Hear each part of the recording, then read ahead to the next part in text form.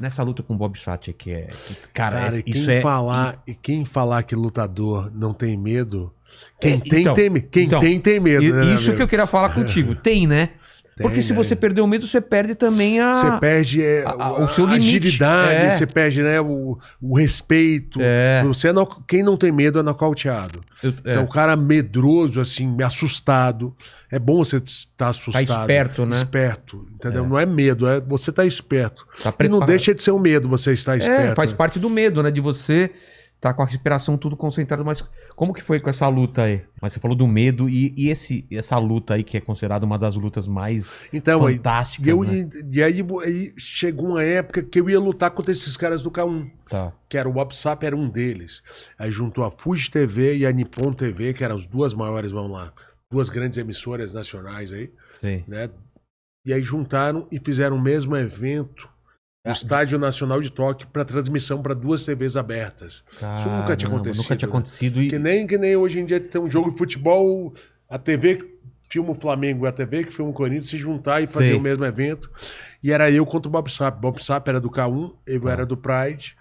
E a gente fez... Isso nunca tinha acontecido antes. Nunca tinha acontecido juntarem duas TVs no estádio, 108 mil pessoas. Dois eventos diferentes. Eles fizeram o Pride Dynamite, que era o Pride Dynamite, né? Que era o nome do K1 ali, nas lutas de MMA. E eu fui... Mas antes a gente foi para uma coletiva de imprensa, uma festa, um pouco antes. Sim. E eu fui conhecer o Bob Sapp, que eu ia lutar. Na época o cara tava com 171 quilos. Cara, é um monstro, tava monstro, envenenado até pra escola.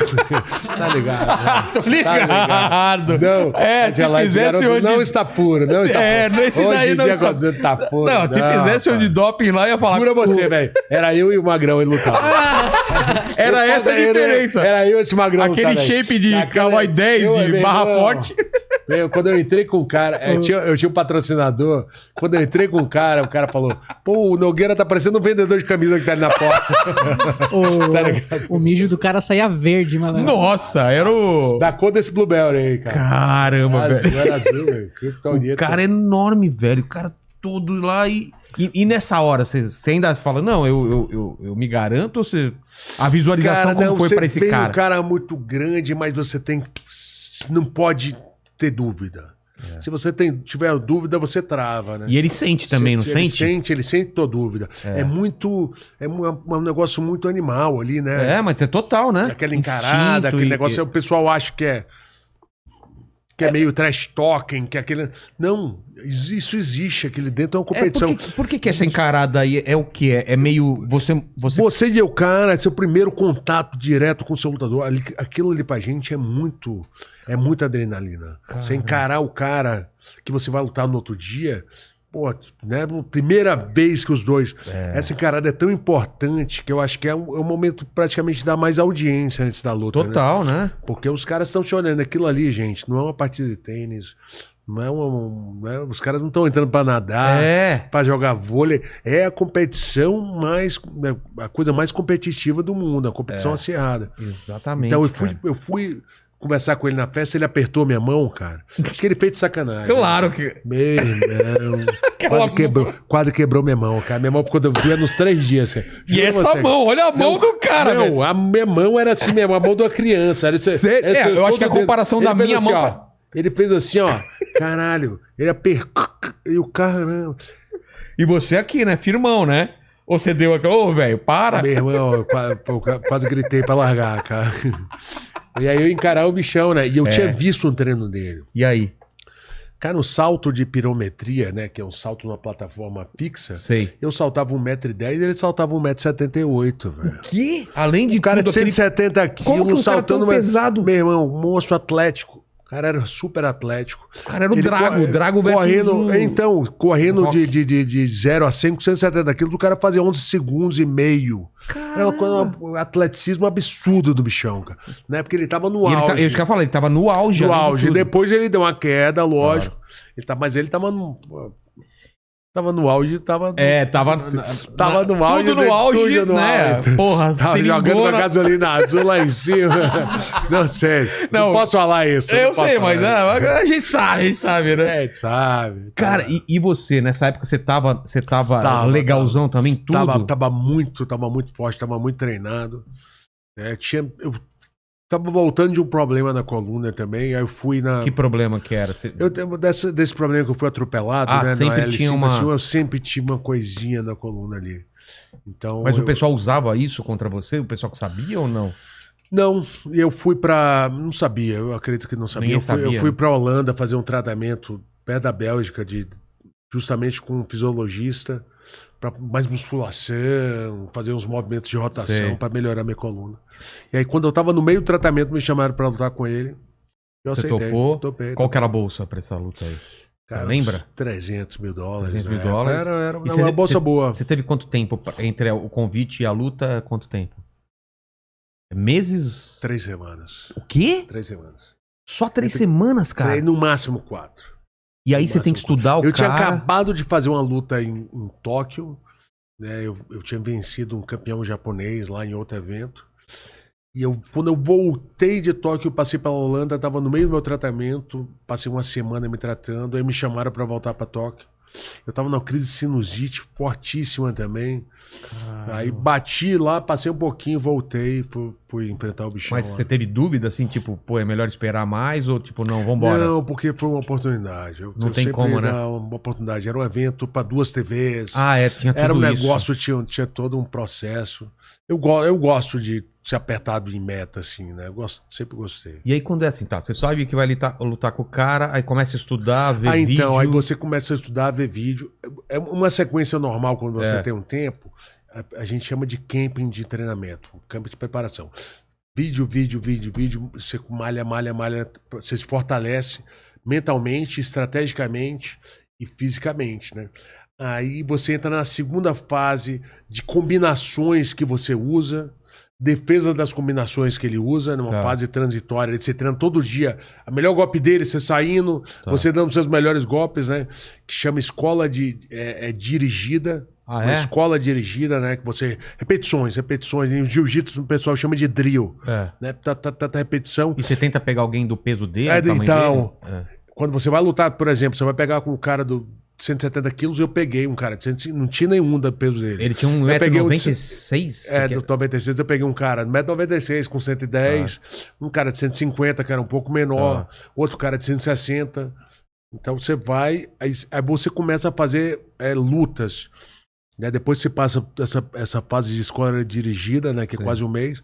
Você faz 18 sparring, você faz 18 lutas com caras do tamanho dele. Com as mesmas características. Né? Se o cara chuta bem, você faz 18 lutas com o cara que chuta bem. Aí você pega geralmente 2, 3 caras, cada um faz um round contigo. Entendeu? E tomando cuidado pra não se lesionar também, né? Cara, isso que é o problema, né? Mais 18 lutas. Se o cara tomar cuidado, você não treina direito. Por isso tem muita lesão no esporte. Exatamente. No esporte você se lesiona bastante. Posso falar pra você assim, cerca de 15% dos lutadores se lesionam antes da luta. É mesmo? Por causa desse treinamento pesado. Muito contato. Você saber balancear isso é difícil, né? Porque é aquilo lá, se você treina um pouco mais leve, você não tá muito preparado pra luta. Se você treina muito pesado, acontece você chegar lesionado, né, cara? O começo, a subida no...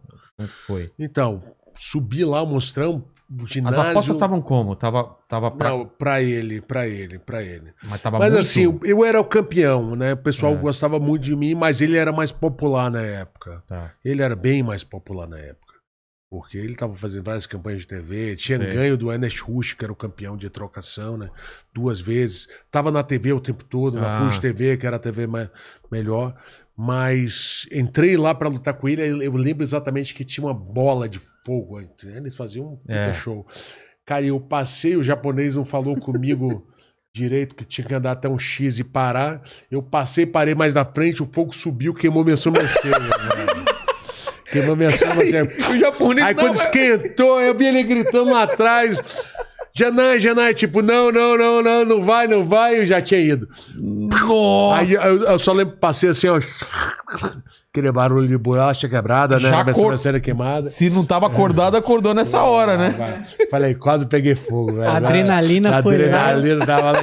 Mas é coisa que você não pode parar pra pensar. Ai, porra, me queimou aqui, cara. Você tá com o bichão daquele na tua frente, aí tu entra lá e a estratégia era ganhar do cara cansar ele.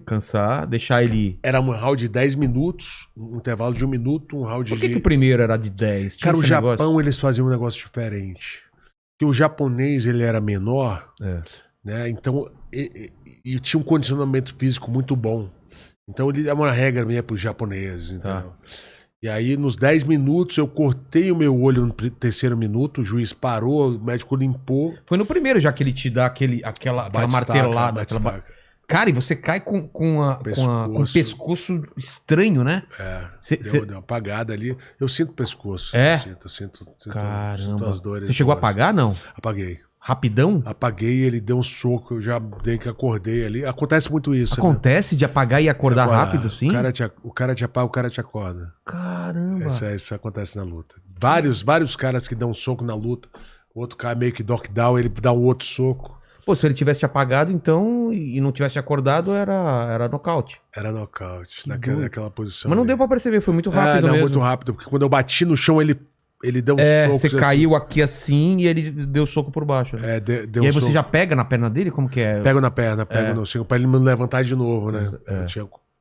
Porque a ideia dele era fazer várias vezes. Várias vezes aquele...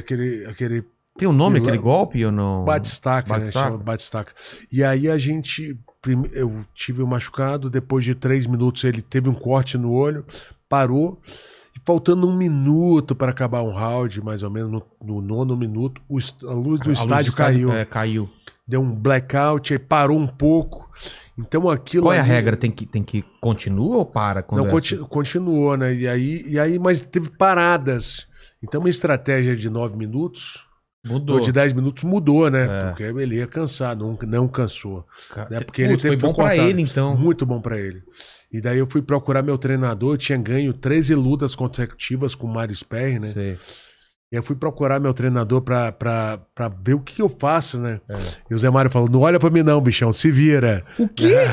Não, você vai ficar procurando em outra pessoa, tu tem que matar no peito. Realmente, cara, durante a luta você tava procurando ele? Tava procurando meu treinador, cara. Eu estava procurando meu treinador. Pra ver o que eu faria, né, cara? Quando eu fiquei olhando pro lado, ele, meu irmão, olha pro cara, se vira, velho. Tipo, dá o seu melhor ali, né? Entendi. Mas no segundo round ele deu uma cansadinha ali, eu consegui pegar. E aí você pegou numa chave lá, porque ele não era tão bom em jiu-jitsu, né? Tinha uma noção, mas o meu jiu-jitsu era outro nível. Tava muito mais avançado. Muito melhor. Mas esse pra mim foi um dos grandes momentos do esporte, né? Hoje ou amanhã, se eu não me engano, fazem 10 anos que teve o primeiro UFC Rio. É mesmo? Então, 10 anos do UFC Rio. Hoje a gente falou com porrada de gente. Eu acho que foi a grande mudança do esporte, né? Você lembra, né? Quando o UFC passou na TV aberta. Não, foi um absurdo, né, Um absurdo a audiência, né? Quanto deve ter dado? Será que você consegue ver quanto deu de audiência? Mas deve ter sido absurdo, né? Quantas pessoas estavam ligadas naquilo lá e tal. Se eu não me engano, deu mais de 20 pontos de audiência. E você sabe que 20 pontos de audiência, né? Um grande programa desses que passa sábado à noite, domingo à noite. Não era dá 13 pontos, de 13 a 16. Não era noite, era noite. Era sábado. Não, eu sei, mas não era o horário nobre, era um pouco mais tarde, né? Que esses pontos são muito maiores, né? Maiores, né? Era depois das 11 da noite, né? Depois das 11 da noite. Pra esse horário é absurdo essa pontuação. Foi uma grande virada do esporte. Aí, né? Anderson Silva, Maurício Shogun,